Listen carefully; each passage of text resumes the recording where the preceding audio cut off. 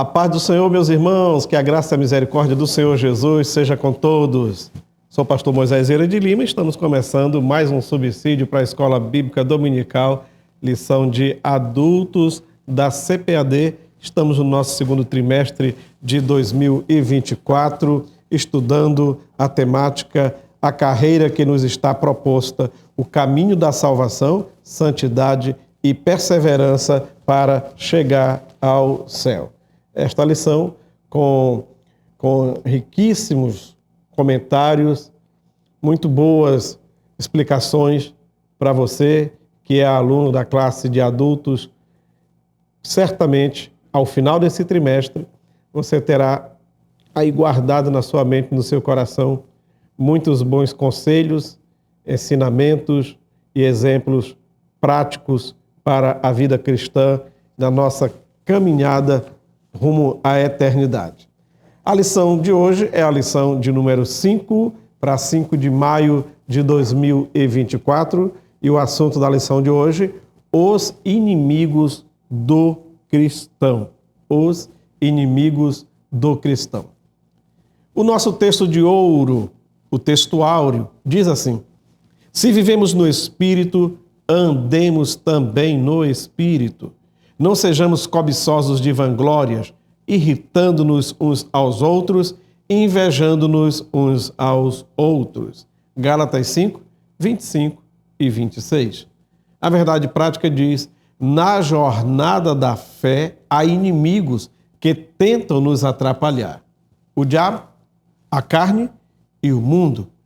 Mas em Cristo somos mais do que vencedores. Graças a Deus. A nossa leitura bíblica em classe está em Romanos capítulo 6, versículos 11 ao 14, e 1 de João, capítulo 2, versículos 15 ao 17. Começando aqui por Romanos 6, 11 ao 14, diz-nos assim a palavra do Senhor. Assim também vós considerai-vos como mortos para o pecado, mas vivos para Deus, em Cristo Jesus, nosso Senhor. Não reine, portanto, o pecado em vosso corpo mortal, para lhe obedecerdes em suas concupiscências. Nem tampouco apresenteis os vossos membros ao pecado por instrumentos de iniquidade. Mas apresentai-vos a Deus como vivo dentre os mortos, e os vossos membros a Deus como instrumentos de justiça. Porque o pecado não terá domínio sobre vós, pois não estáis debaixo da lei, mas debaixo da graça. 1 de João 2, 15 a 17. Não ameis o mundo, nem o que no mundo há. Se alguém ama o mundo, o amor do Pai não está nele. Porque tudo o que há no mundo, a concupiscência da carne, a concupiscência dos olhos e a soberba da vida, não é do Pai, mas é do mundo. E o mundo passa e a sua concupiscência, mas aquele que faz a vontade de Deus permanece para sempre. Quer uma dica logo nesse começo? Troque a palavra concupiscência pela palavra cobiça ou desejo pecaminoso. Fica mais fácil, tá? Não ameis o mundo, nem o que o mundo há. Se alguém ama o mundo do Pai não está nele, porque o que há no mundo, a cobiça da carne, ou seja, o desejo da carne, a cobiça dos olhos e a soberba da vida não é do Pai. Entendeu? Então pronto. Concupiscência, cobiça, a mesma coisa. Bem, a palavra de Deus identifica 3 grandes inimigos que se colocam diante de nós ao longo da nossa carreira cristã: o diabo, a carne e o mundo. E eu já começo aqui, antes de ler a introdução, fazendo uma perguntinha. Você tem algum inimigo? Não? Pois está errado. Você e eu, todos nós, devemos ter pelo menos um inimigo. Eu creio que agora você já entendeu o motivo da minha pergunta. Todos nós devemos ter pelo menos um inimigo. Exatamente ele. Satanás, o diabo, o acusador, o inimigo número 1 de Deus. Certo? A palavra-chave desta lição é exatamente a palavra inimigos. Inimigo. Tá? Diz a introdução: na jornada da vida cristã, nos deparamos com perigos que ameaçam a trajetória do nosso caminho para o céu. 3 inimigos que buscam nos atrapalhar: o diabo, a carne e o mundo. Por isso, nesta lição estudaremos esses 3 inimigos da jornada da vida cristã. O nosso primeiro tópico diz: o primeiro inimigo do cristão é o diabo. E ele é real, tá? Ele é real. O diabo não é uma invenção. O diabo não é uma fantasia. Ele é real. Ele existe. E a Bíblia o descreve, tá, como um ser espiritual que pertencia a uma ordem angelical, os querubins, sendo mais exaltado entre eles. Há aqui uma mensagem em forma de parábola em Ezequiel 28, 12 e 14, e em Judas, capítulo único, versículo 9, por ele pertencer a uma ordem elevada, está registrado que o arcanjo Miguel contendeu com ele a respeito do corpo de Moisés. Tem alguns nomes que ele é visto e é conhecido. Existem, inclusive, os nomes populares que as pessoas inventam, como capiroto, capeta, o coisa ruim, chifrudo, rabudo, tudo isso. As pessoas inventam para indicar o diabo. Mas a Bíblia o chama de caluniador. Na Bíblia, diabo significa caluniador, acusador, opositor. Ele é a representação da morte, da destruição, da perversidade e da pecaminosidade. É o completo oposto de tudo aquilo que Deus representa, certo? Por isso, você e eu precisamos saber que na nossa vida nós temos alguns inimigos. Esse é o inimigo chamado diabo. Existe um outro inimigo que é Satanás. Perdão, que além de Satanás é a nossa própria carne. A nossa própria carne, exatamente. Esse está mais perto. Enquanto tem o agente externo, Satanás, e o mundo, a carne é isso que eu levo para onde eu vou. Onde eu estiver. É o desejo inerente ao ser humano. E nós vamos fazer uma distinção entre os desejos da carne, naturalmente falando, que não é pecado, e o desejo da carne, espiritualmente falando, que sim é pecado. Tá? Muito bem.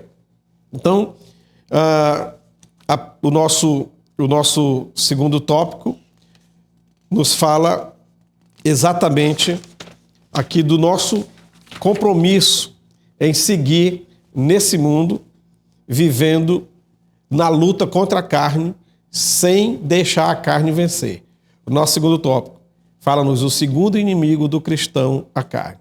Como dizemos, o primeiro é um agente externo, é o Satanás, nosso acusador, que fica o tempo todo querendo trazer de volta à lembrança os nossos antigos pecados, as nossas faltas, as nossas fraquezas, e diante de Deus querer colocar uma situação entre o cristão e Deus, mostrando o lado errado do ser humano antes de se converter. E às vezes até trabalhando na mente da própria pessoa, fazendo a pessoa suscitar dúvidas concernente à sua salvação. A pessoa fica pensando, mas eu já fiz tanta coisa errada, será mesmo que eu estou salvo?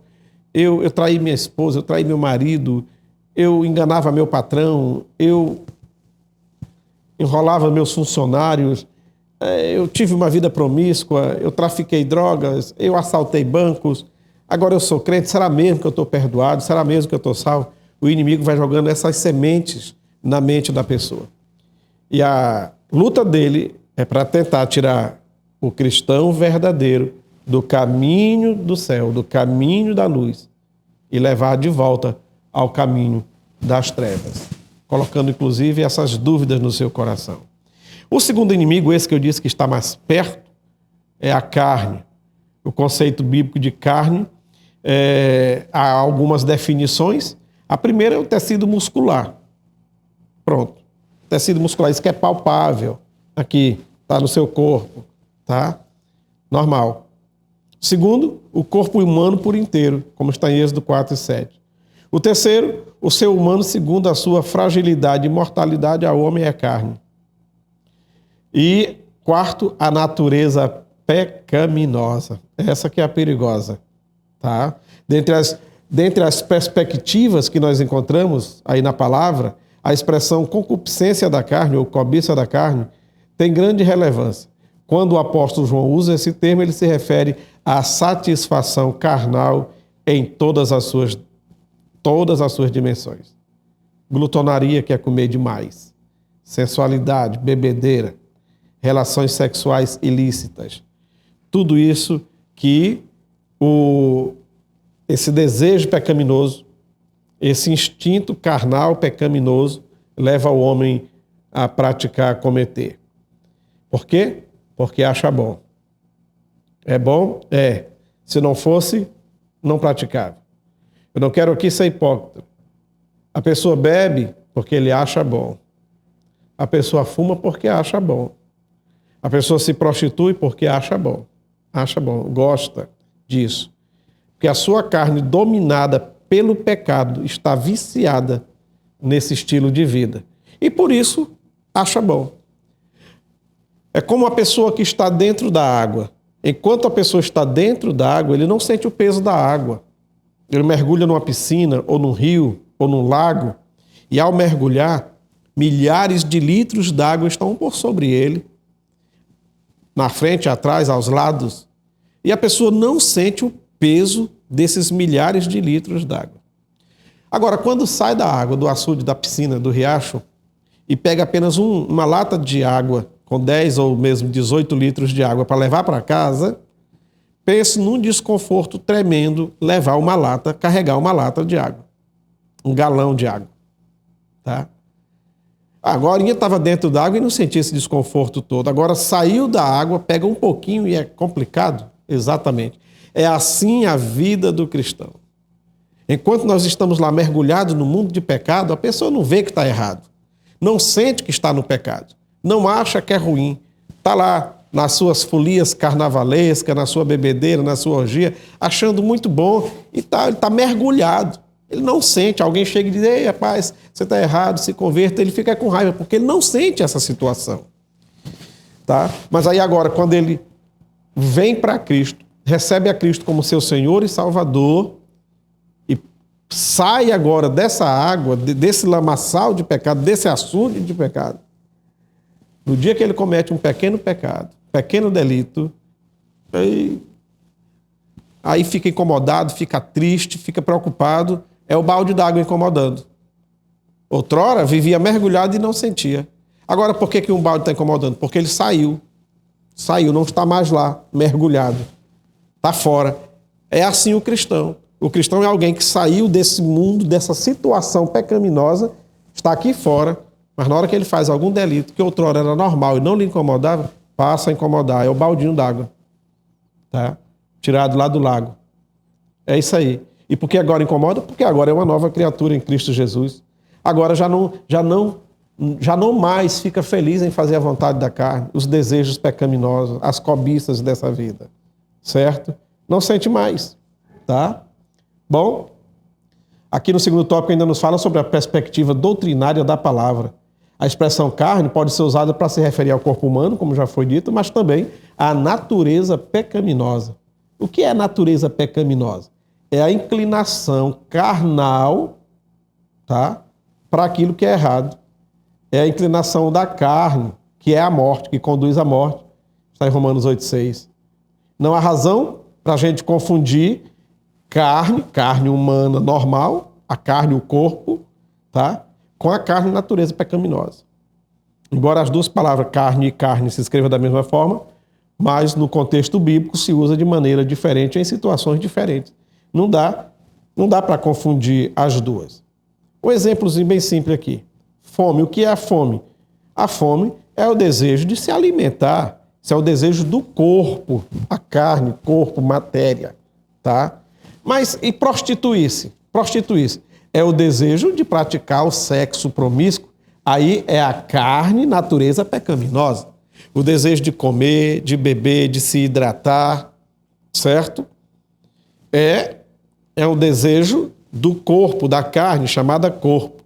Mas o desejo de fazer as coisas erradas, de inventar fuxico e fofoca e mexericos, e se prostituir, e se embriagar, e fazer tudo enquanto Deus não gosta, é o desejo da carne, natureza pecaminosa. Ok? Tá entendido?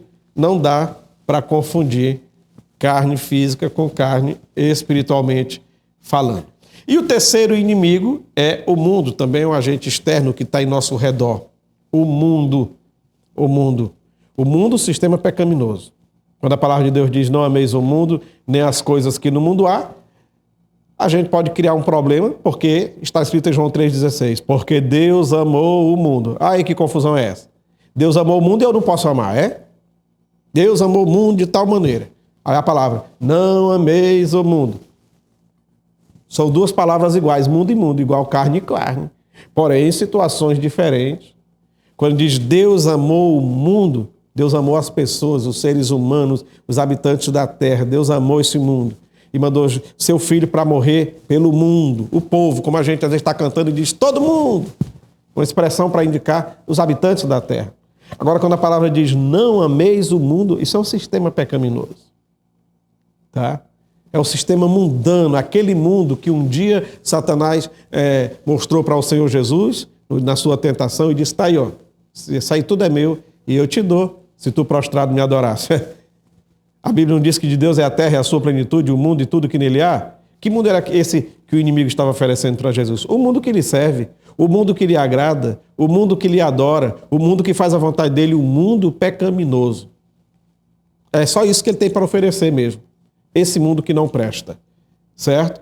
Então, o terceiro inimigo que nós devemos vencer é o mundo, nessa perspectiva de mundo espiritual e pecaminoso, não o mundo planeta, o mundo seres humanos que Deus criou.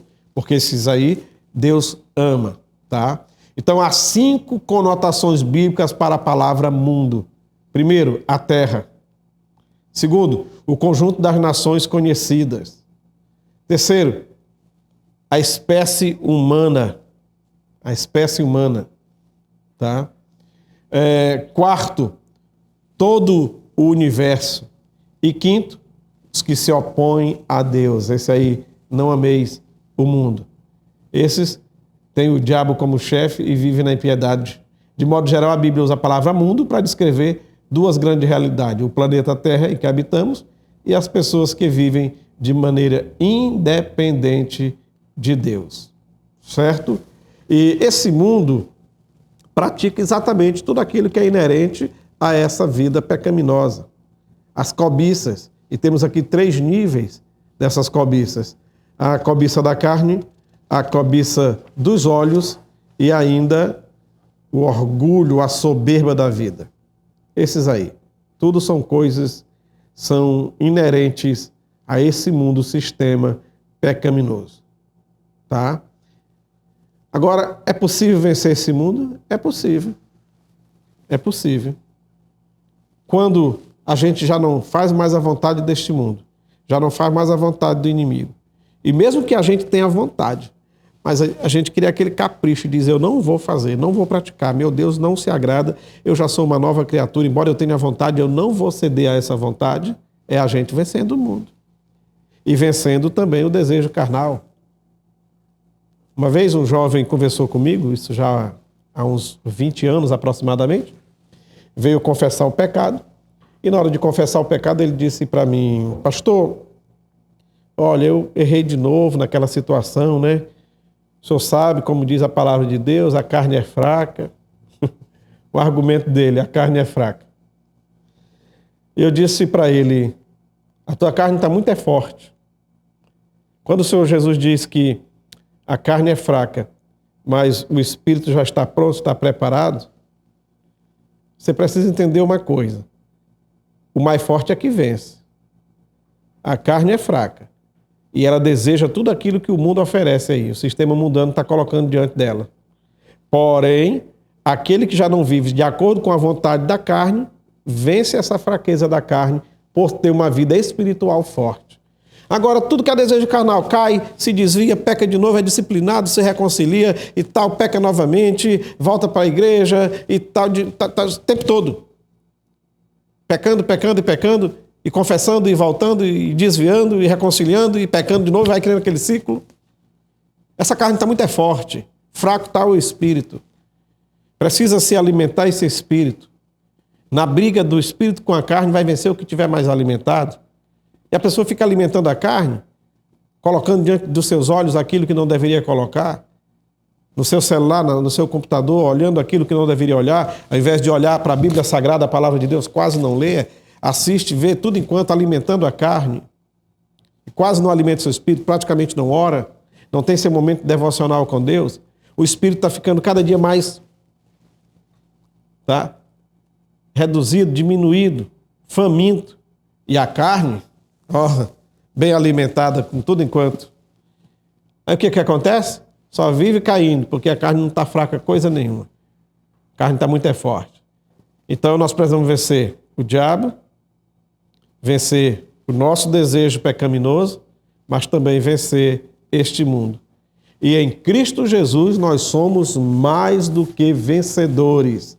O apóstolo Pedro nos adverte a respeito do plano do inimigo em nos tragar em 1 de Pedro 5:8, como objetivo de destruir a obra realizada por Cristo em nossas vidas. Para não ceder aos ardis de Satanás, precisamos viver constantemente sob a presença do Espírito Santo, preparados e fortalecidos em Deus. Amém? Que Deus nos abençoe, que Ele nos guarde em seu amor, não só hoje, mas para sempre. Mais uma vez, obrigado a você que assistiu até aqui. Você que chegou aqui no canal assim de repente e viu pela primeira vez, chegou pela primeira vez, seja bem-vindo. Se inscreva, curta, compartilhe, participe do nosso canal. Que Deus te abençoe e até o nosso próximo vídeo, se Deus quiser.